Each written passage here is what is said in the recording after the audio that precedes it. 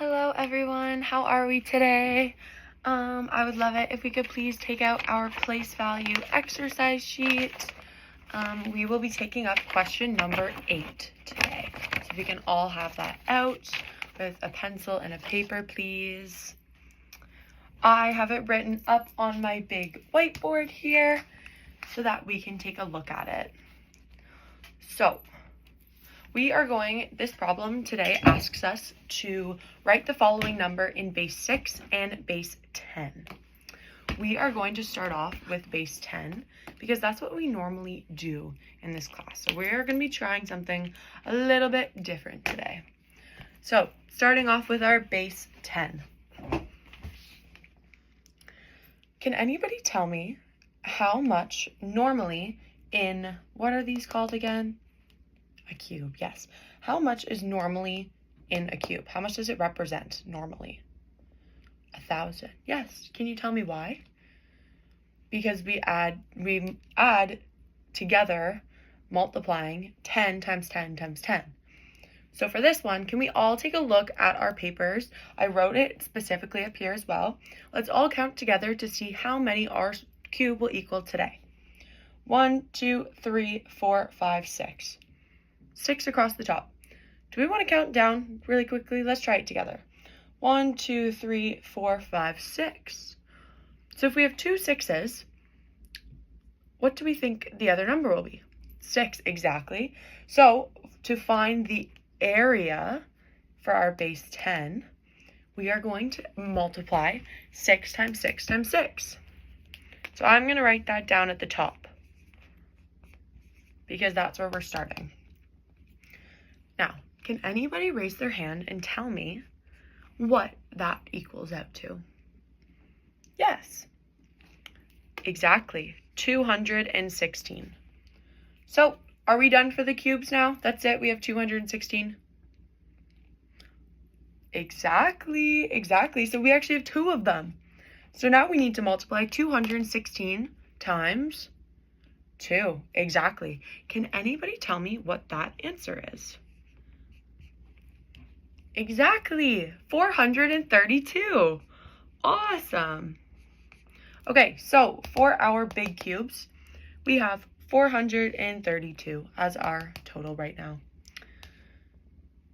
Moving on to our flat. Yes, and how much does a flat normally represent the way we've normally been doing it? 100, exactly. Can you tell me why? Because we do 10 times 10. So for this one, let's all count together. 1, 2, 3, 4, 5, 6. 6 across the top. Let's count from the top to the bottom. 1, 2, 3, 4, 5, 6. So how do we find how much this flat represents? 6 times 6. That's wonderful. All right, so we're going to move down to the second one. We are only doing 6 times 6. Can anybody tell me what the answer to that is? Exactly, it is 36. So we have 36 of the flat. Moving on to our rods, exactly. And how many units are normally in a rod? 10, exactly. How many do we have this time? Can we all count together? 1, 2, 3, 4, 5, 6. We've started to notice a pattern, right? Yes. So we have 6 rods. How many do we have in our flat? 6s. We have 5 rods. Sorry, that was my apologies. We have 5 rods with 6 units in each. To make a flat, how many more rods do you think we would need? 1. Yes. Why do you say that? Exactly. So to make a flat in this scenario, it would take 6 whole rods to make the flat. But we only have 5, right? So what are we going to do to solve this? 6 times 5, yes. Which equals 30. Yes, exactly. All right, now moving on to our ones.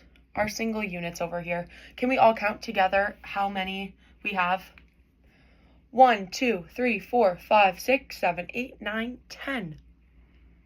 We have 10 ones. Hmm. Can anybody tell me how many ones it takes to make a rod? We just counted them, correct? Yes. Takes 6, exactly. So what can we do with our 10 ones? We can make it into a rod, exactly. So we are going to remove 1, 2, 3, 4, 5, 6. 6 single units are gone to make another rod. Perfect. So now that we have another whole rod, we're going to make another flat. How many was in our last flat the last time? Exactly, 6 times 6, 36. So we have another 36. And then we have no rods, correct? Now we have none. And then how many ones are we left with? 4. Exactly.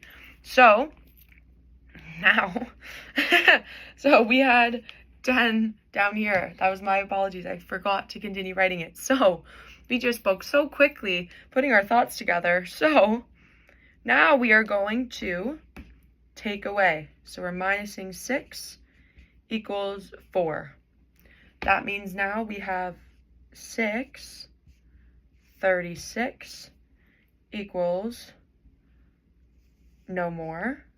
And now we have 36. And because we're in the flat, how do we represent this? How should I write this out?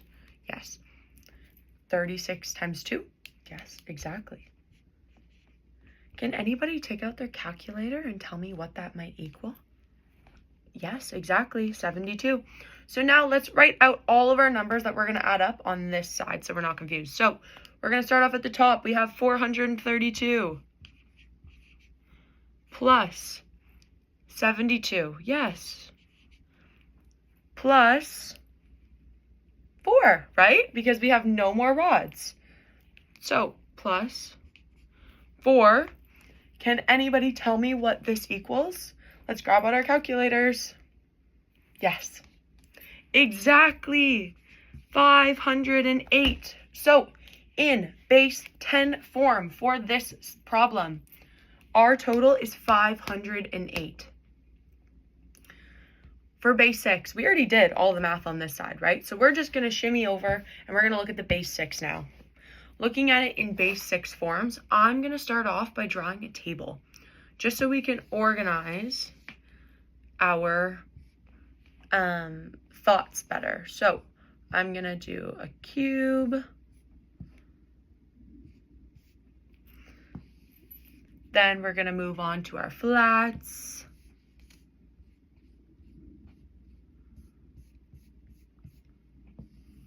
Then we're going to move on to our rods. And then our single cubed units. So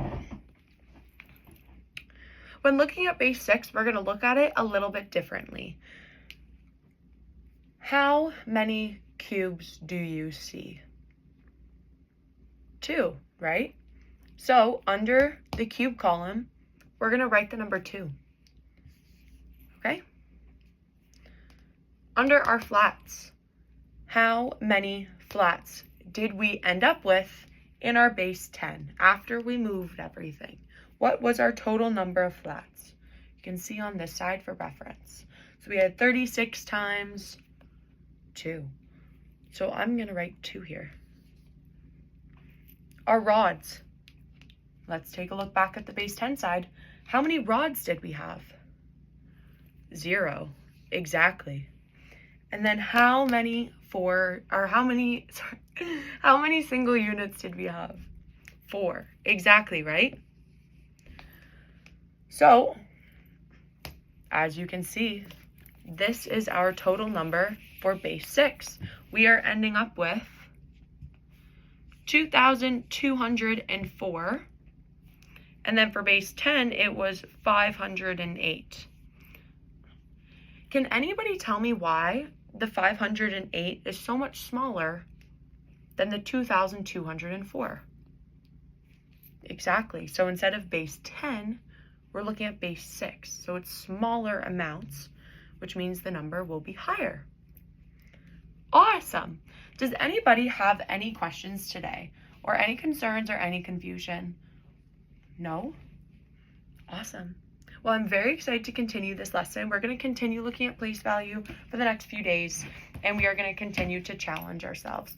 But thank you so much for the awesome participation today. Excellent job.